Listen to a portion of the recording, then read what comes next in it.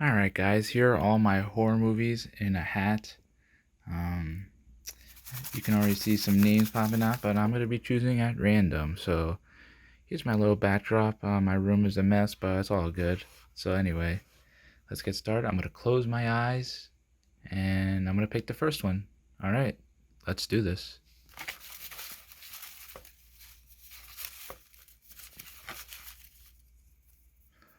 Alright, so the first one is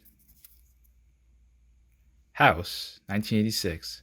Never seen it, so this will be for October 19th, 2020. House.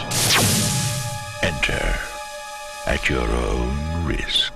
House released in 1986 and is directed by Steve Miner, who directed one of my favorite Halloween movies, Halloween 4, which is what I consider to be one of the best ones.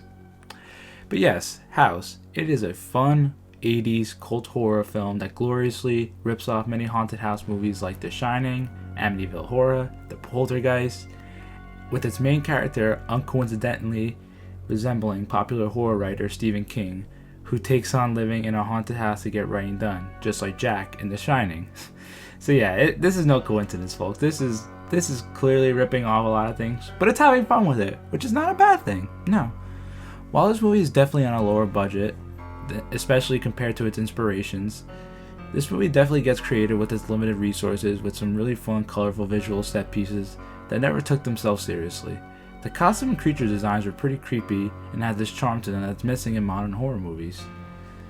You know, there's one scene in particular that reminded me of the McDonald's Filet-O-Fish commercial. Give me back that Filet-O-Fish. Give me that fish. And there's just some weird, funny scenes, especially with my favorite character in the movie, which is the aunt. It was the house. It was the house that did it. Right, Mrs. Hooper, we understand. I'm telling you, Roger, it was the house. Will you shut up? Will you shut up just for once, you old bat?